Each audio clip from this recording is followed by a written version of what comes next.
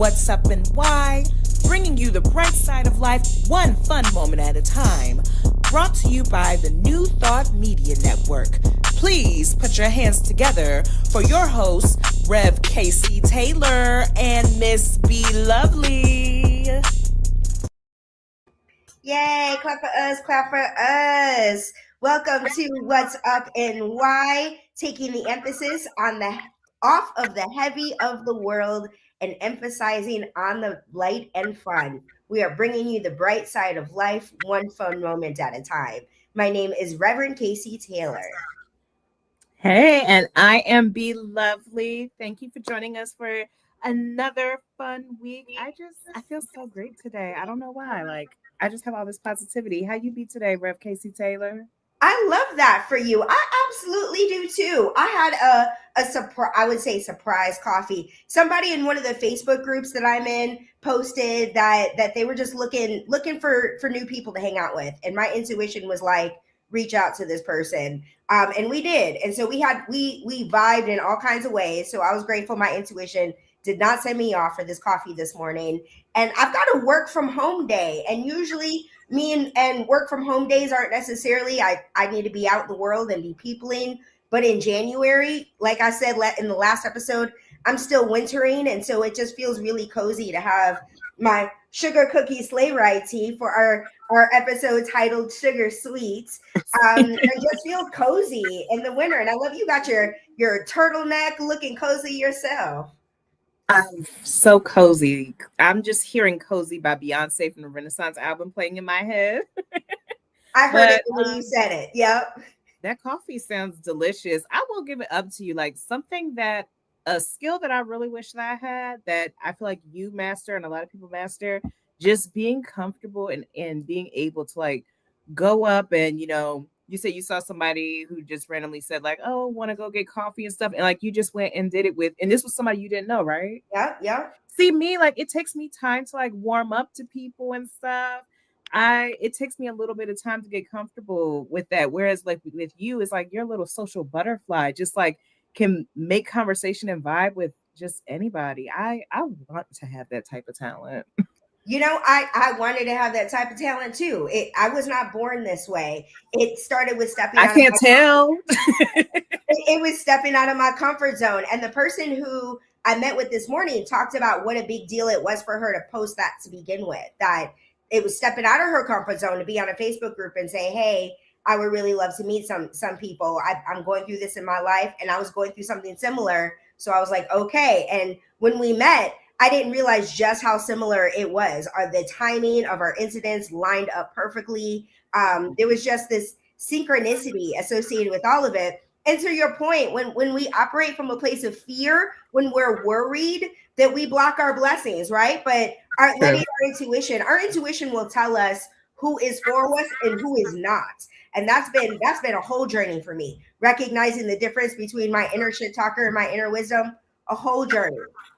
That's something that I was really focusing on in 2025. Well, I wouldn't really say focusing on. It's just something that was very apparent to me. Like I kept finding myself in these situations. I'm like, okay, there's something that I need to learn from this. And like one of the many lessons I learned was listening to that gut feeling, trusting your instincts because it's literally there to protect you and to save your life.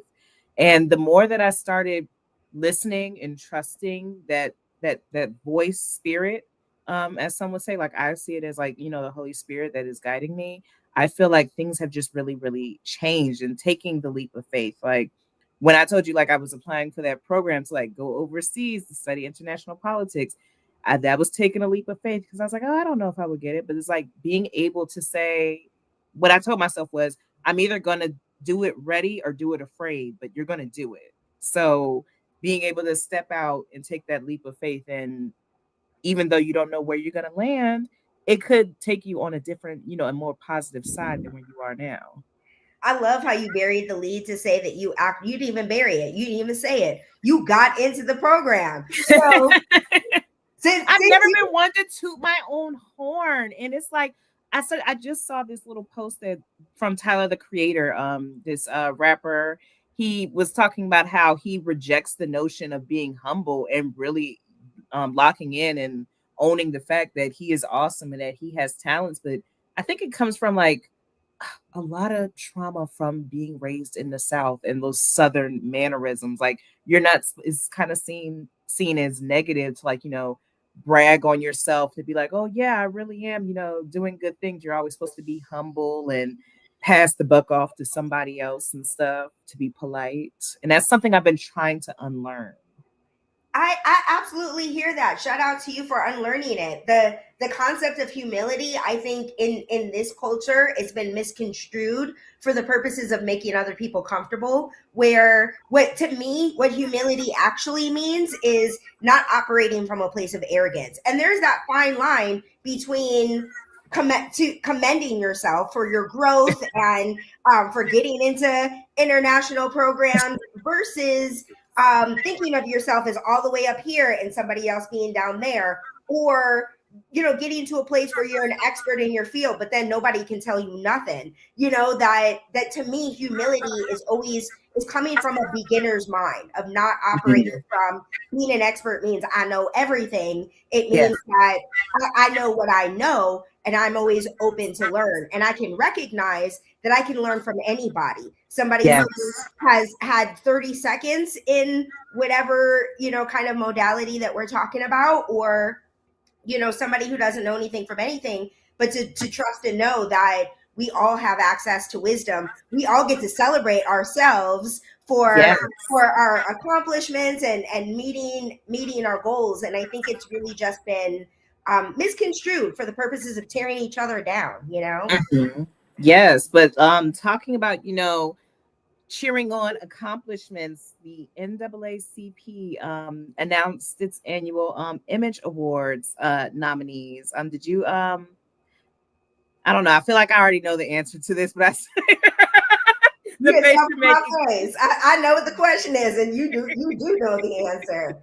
it's a no or is it a hell no? I mean, my TV is off. I'm not spending a lot of wintering for me has really meant me time, me and my cup of tea, Mhm. relaxing with my journal. Every once in a while, I go out with somebody, like coffee this morning. Last night, I went out to a big coffee meeting, and it was filled with people I love. So just Mhm. I'm in the right spaces, but nobody's talking about the NAACP Image Awards in the streets of Oklahoma. That's just Okay, not. well, we should. Okay, We people talk should. about I the agree. I Oscars, the agree. Golden Globes, so we're going to talk about the NAACP Image Yes. Awards for a little bit. Okay, Hmm. so the nominees, Put me on. the nominees have been announced this year. The top award, Entertainer of the Year. Here are the nominees. We have Miss Cynthia Erivo. Wait, Yes. or does Cynthia go by they them pronouns? Cynthia does use they them pronouns. Yes, Okay, yes. look at me checking myself before Look I wreck at myself. you. Yes, Because we respect pronouns over here, yes, we okay? do. Doechii, Kendrick Lamar, Michael B. Jordan, Tiana Taylor. They are nominated for Entertainer of the Year. And I just want to say, Tiana Taylor is having quite a year because she just won Best Supporting Actress at the Golden Globes for One Battle After Another with Leonardo DiCaprio. I tried to start that movie, but sleep got the best of me. Things like that. Yes, but outstanding comedy series, Abbott Elementary, Harlem, love Harlem Down, Survival of the Thickest, Gigi loves that, The Residents, and The Upshaws. The Residents was a really good show, and I'm sad that it got canceled after one season. I didn't see it. I don't even know the residents. Oh, it's a really good who done it. It's like Oh, yes, the I game did. crew. With You with did at the with White House. Uzo Udubo was in it. Yep, she's like Yes. this quirky bird watcher. I Yeah, love her. Her range is amazing. that was a Shonda Rhimes show. Yes, yes. Yes. What'd you think of it? Honestly, like I'm not into procedurals. But despite the fact that I'm not into procedurals, I love how quirky it was. Like, me mentioning Mhm. her being a bird watcher. The fact, like And there name was lessons in character. it too. It sure was. But I mean, name another character on all of television that was a bird watcher. Like it's such a specific kind of quality to have, and it was interesting, unique. That was honestly like I didn't care nothing about the murder, but like the way Mhm. the way that Uzo Udubo would like she didn't care about what was going around her. She was like, I'm focused on trying to see this bird. Mhm. Everybody, leave me alone so I can be in this treehouse looking for my birds. I had mad respect for the boss level energy, and it was about her not just like a commitment, but her love for bird life. Mhm. And I thought it was so cool. Yeah, she was really cool, and she's also nominated for outstanding actress in a comedy series, as well as Maya Rudolph, Ayo Adir. I do not want to mess up her name, Edibiri, and Quinta Brunson for Abbott Elementary. She's always a good time in that. One of the things that really stood out for me was that Michael B. Jordan is up for outstanding male actor, and I'm just supporting Michael B. Jordan all throughout this award season because his performance in Sinners. I have seen Sinners an ungodly amount of times. But we there's some really really good nominations here, and I'm just really happy that there are awards like the NAACP Image Awards that really recognizes the talent of color, the Well, not it's just black in folks. It's Mhm. primarily black folks, and we talk Primarily about black, this. but they also other groups within, but it is Justin primarily Timberlake black. got nominated a bunch of times back in the day. Well, Justin Timberlake is not nominated this time around, I bet he okay? is. Reasonable Doubt is there. Emma Yahtzee. Oh my gosh, I love Emma Yahtzee and Reasonable Doubt. That is one of my favorite shows. And when I found out that Kerry Washington was a producer, and I'm like, it makes sense. She's a really great storyteller. I appreciate you putting me on. I've watched a single episode of Reasonable Doubt. 'Cause like I said, procedurals, not my thing, but I'll check it It's out. very interesting. I think you would like it. It has some season one. I think you should probably start at season two because season Okay, one is pretty dark. heard, heard. Hmm. Light and So shine light, one fun moment at a time, right here. Yeah, exactly. So congratulations to all of the nominees for the NAACP Image Awards. That's going to be handed out in February, and I'm just excited to see what's going to happen next. But as we continue to go through the program, we're going to go into our next section of the Do Better Blues. Something that I don't know, have you been on social media recently, like in the interwebs of seeing? No? Okay, so there was a big thing that was happening on Threads on Instagram. There was this very popular Instagram couple. Her name is it Kristen? Kristen and Desmond, like they're really famous on Instagram because she's always like doing goofy things and like surprising her husband and stuff. So like their relationship has been very, very open on Instagram and stuff, and they had just like built this big house together in LA and stuff. And then she came online and announced that they were divorcing because of infidelity. And then everybody was then like just basically throwing stones at them, saying, see, this is why you can't be trusting what you see on the internet. And basically, people started coming after the woman and saying, like, it's your fault because you did too much. You was doing too much for attention and validation on Instagram instead of tending to your marriage. And I just want to say, like, what makes any of us better than somebody else? I just think about how I would never want to be in a situation like that where I have all of these people putting their opinions on something personal that's happening in my life, something that's very painful. They were high school sweethearts, have been together since they were 15 years old, have two young kids. So I can just only imagine that this person, both of them are going through a very, very tough time. But instead of showing empathy and respect and just moving on and not saying anything at all, if you don't have something nice to say, there was a lot of people in the comments just basically rubbing salt in the wounds. Like when you look in the comments, you just see people basically saying like the woman deserved it and everything. And I just don't understand how we as a society, I'm not going to say as a society because there are good people and then there are people who like to throw stones.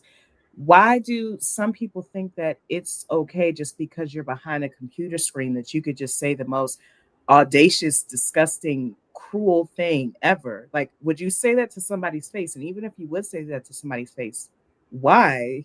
That's something I really just can't understand. Like, people who really go out of their way to hurt people, to bring people down, to rub salt in wounds, and instead of showing empathy and sympathy, just want to make somebody feel bad. But it also makes me think hurt people hurt people. When you are happy, you want to sow seeds of joy because you have that joy inside of you that you want, you know, other people to feel. When you are sad, not in a good place hurting, you want other people to hurt. You don't want to see other people, being joyful and everything. And I just implore more people to sow more seeds of joy, because you reap what you sow. Wouldn't you want to reap more positive things than reaping more negative things? Our introduction today, sugar and spice, and or a description of sugar and spice and everything nice. These are the ingredients for a perfect society. But what happens when the world is infiltrated by chemical X? I love the reference from the Powerpuff Girls, and Yeah. what you're talking about is like, it goes back to what we said about humility, where to me that's what humility is about. People not thinking, recognizing, seeing yourself as above someone else, or telling someone what you think they should do, instead of focusing on yourself and your own journey, and recognizing that's all you have power over. That in this particular context, what chemical X is feeling like to me is the internet, where in our in our analog world, our pre-digital world, that we didn't have this opportunity. We didn't have an opportunity to connect.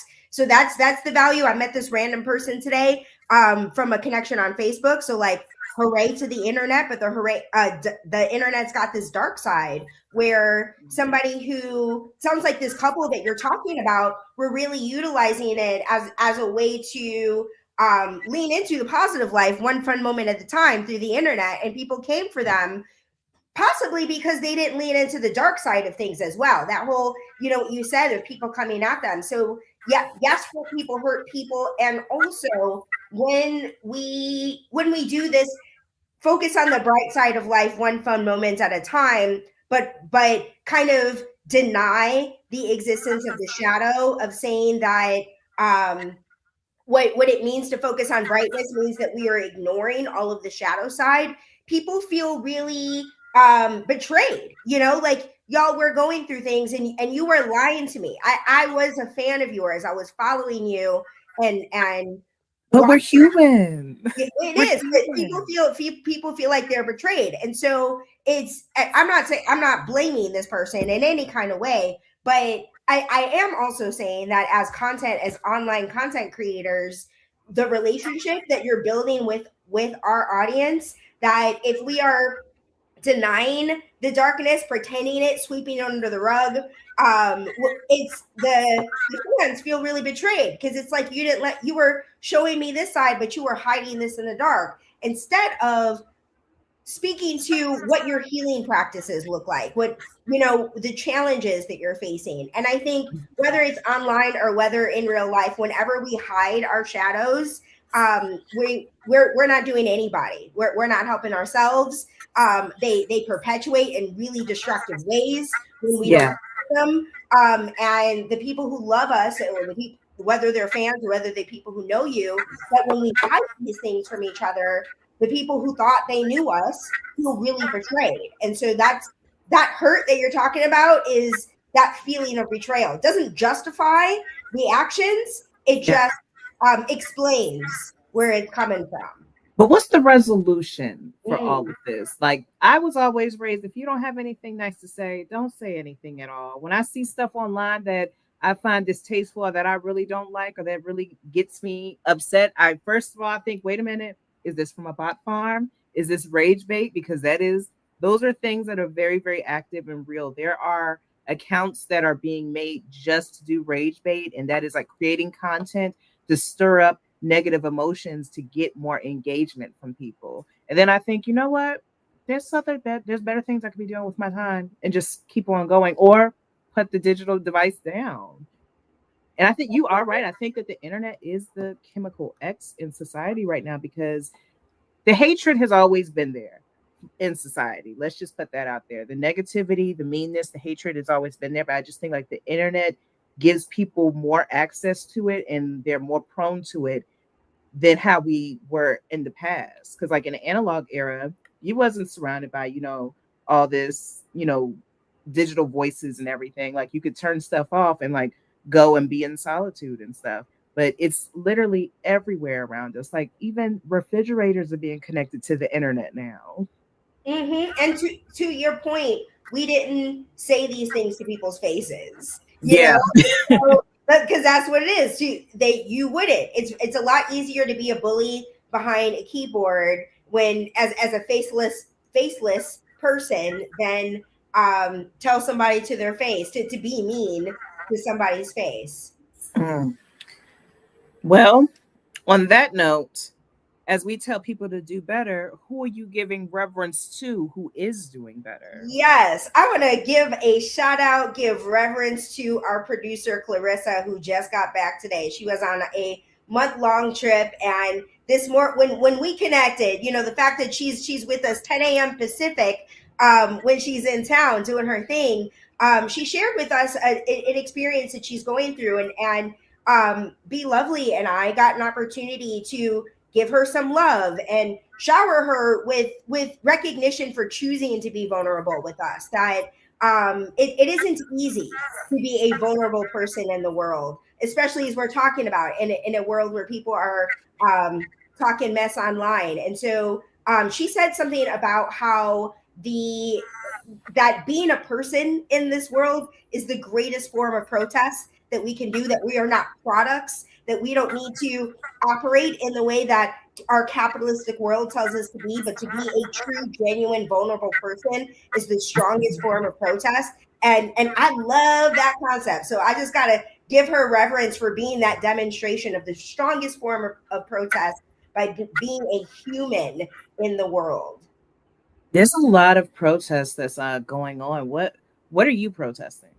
Well, we were talking earlier about boycotts. Somebody posted David Bruner. I'm gonna shout him out. Reverend David Bruner Well, I posted. thought you said Bruno Mars. Oh, no, Sorry. Reverend David Bruner. I don't know exactly where he lives right now in these days, but he asked this question of what are you boycotting last year, and he said that he was boycotting chaos, and I was like, ooh.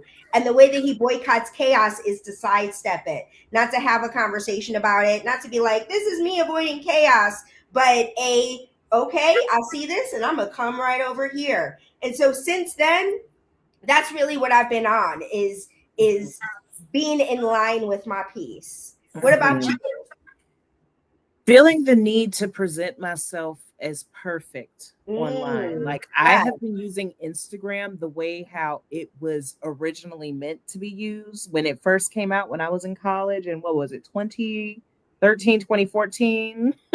So I just like, I don't want to keep on putting on this facade because like everything on Instagram, it just seems like you have to have this image of like everything is perfect, everything is curated, everything is luxurious, when that's really, it's not really feasible long term if you're not extremely wealthy. And I don't want to put on this front to make it in, to be supporting a lifestyle of like, wealth and all this mass, when in reality it's hard out here. We have people who, unable to pay for groceries, unable to pay for gas, unable to pay for housing, and all these companies that are, raising prices, but people are not able to survive and everything. So I'm like, I'm not going to support this fake lifestyle where it's going to make other people, feel even worse about, whatever type of situation that they're going in. So I'm just going back to the basics, staying away from the fake and just trying to keep it as real as I can be while being gentle to not only myself but the people around me.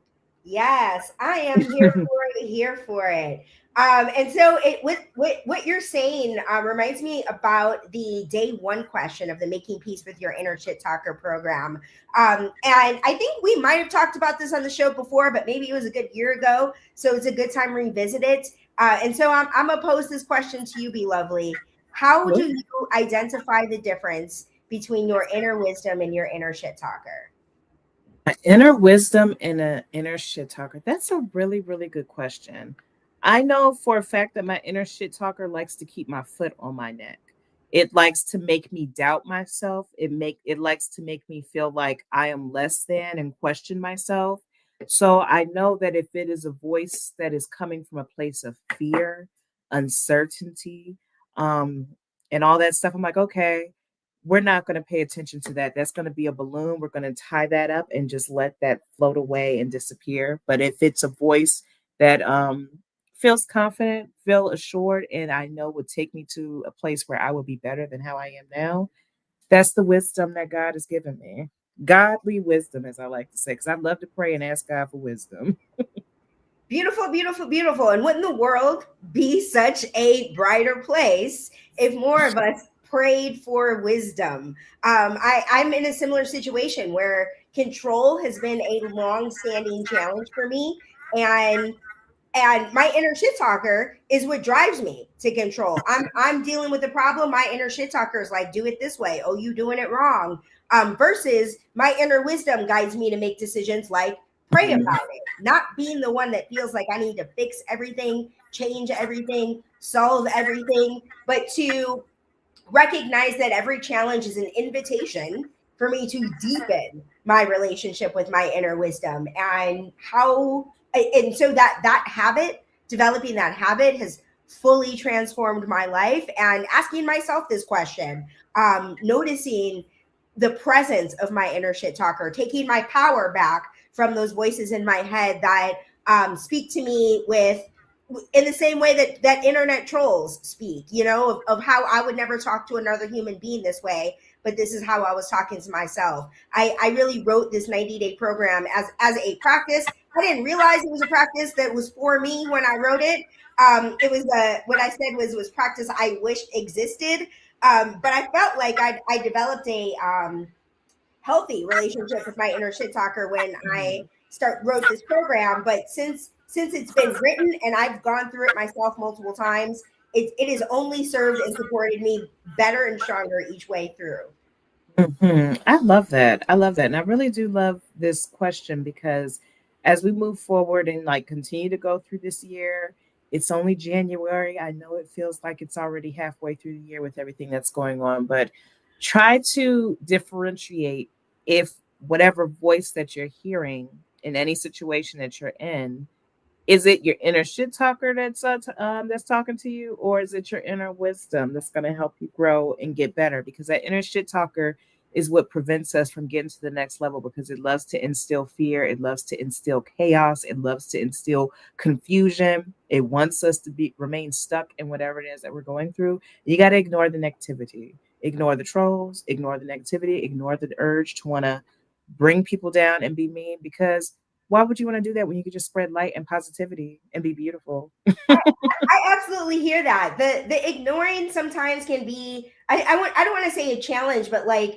I don't want to pretend like Yeah. something doesn't exist. And so I again shout out to Clarissa. I said something earlier about witnessing what was happening. That's why the word is I chose making peace with your inner shit talker as opposed to silencing or banishing, because Oh, it's an yeah. internal battle, but when I can recognize or witness its presence, that's not giving it my power. It's seeing it, but not giving it my power. But it's not fighting it, telling it to be quiet or casting it away. It's just noticing, being present with it, and not letting it take my power from me.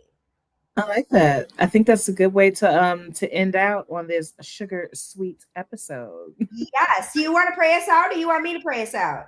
I can pray us out because you prayed us out Okay. last week. Yeah. So, however way you guys want to pray or you get yourself settled, let's just do this.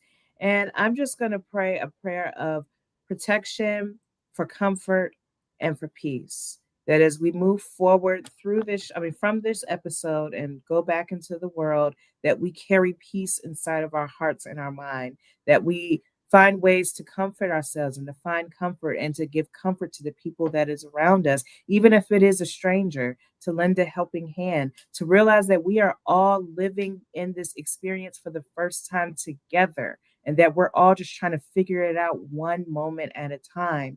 And if you can give help or comfort or support to anyone, even if it is for yourself, to do that because we are human beings that thrive on love and that need nurture. So nurture yourself, nurture your neighbor, nurture your community as the best way that you can. And if you can only give 1%, that's okay. You don't have to try to burn yourself out. Be gentle with yourself.